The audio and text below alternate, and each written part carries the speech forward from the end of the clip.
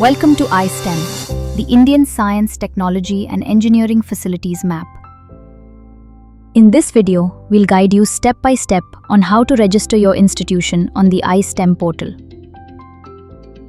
Visit www.istem.gov.in. Click the Register button on the top right and choose Institution or Resources Registration.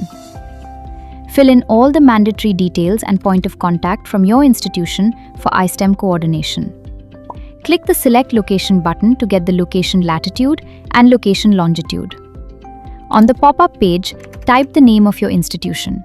Find the location on map and then select. Enter the CAPTCHA and click Submit. The institution registration request will be reviewed by the I-STEM Nodal Centre and necessary action will be taken. After approval, the institute head will receive the login credentials to their registered email ID for further action. Thank you for watching.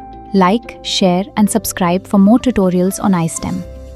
Visit www.istem.gov.in to explore India's largest R&D infrastructure network.